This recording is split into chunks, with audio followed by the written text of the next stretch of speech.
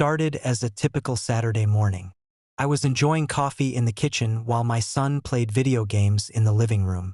The neighborhood was quiet, birds chirped, and the last thing I expected was trouble. But trouble, as usual, has a name: Karen. The self-appointed HOA enforcer with a clipboard and a master key she thought gave her unlimited authority. I first heard the rattling of my front door, the kind that sounds deliberate, almost aggressive.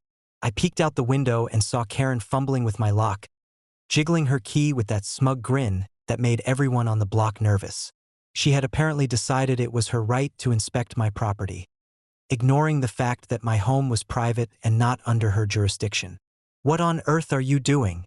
I shouted, walking toward the door. Karen looked up, her face splitting into that self-satisfied smirk. "Oh, just making sure everything complies with HOA regulations. Routine inspection. Don't mind me." Before I could respond, she tried inserting the key again. That's when the unexpected happened. Chief Daniels, the local police chief and my longtime friend, walked through the front door. He had come by earlier to discuss a community safety initiative and hadn't noticed Karen arriving. Her expression shifted instantly. The smug, in-control aura evaporated in a split second. "Chief, I was just—" she stammered, clutching her clipboard like a shield. Chief Daniels, calm but authoritative, raised an eyebrow.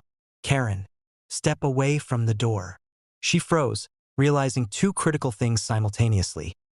One, she had no legal authority to attempt entry into my home. And two, she had been caught red-handed by the highest law enforcement officer in town.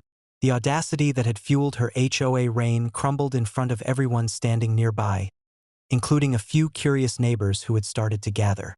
I stepped up beside the chief, smiling slightly. "Karen, as much as we appreciate your enthusiasm for rules, you can't just try to enter someone's home without permission. That's a serious violation." Karen sputtered, trying to defend herself with a flurry of HOA jargon. But the chief's stern glare silenced her. "Ma'am, this isn't an HOA matter. This is private property.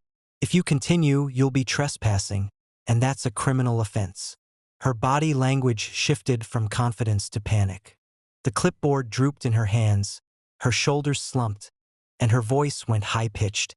I didn't—" Chief Daniels interrupted gently but firmly. "Consider this your official warning. Any further attempts to use this so-called master key on private homes, and the matter will be escalated." Karen finally backed away, muttering about misunderstandings and rules enforcement, before retreating down the sidewalk. Neighbors, who had been watching the entire spectacle, whispered among themselves, some stifling laughter, others nodding in relief. The block had witnessed firsthand what happens when overreach meets authority. Later, Chief Daniels chuckled as he poured himself a cup of coffee. Not every day does an HOA enforcer try to pick your lock with the chief standing behind you." I laughed, patting him on the shoulder. "Well, she certainly picked the wrong house this time." From that day forward, Karen never attempted her master key routine on anyone else's property. The story became a neighborhood legend, often recounted with laughter at block parties. The day the self-proclaimed HOA queen froze like a deer in headlights when the chief of police walked in. And for me, it was a simple but satisfying reminder. Rules only matter when they're enforced legally, and some enforcers are all bark and no bite.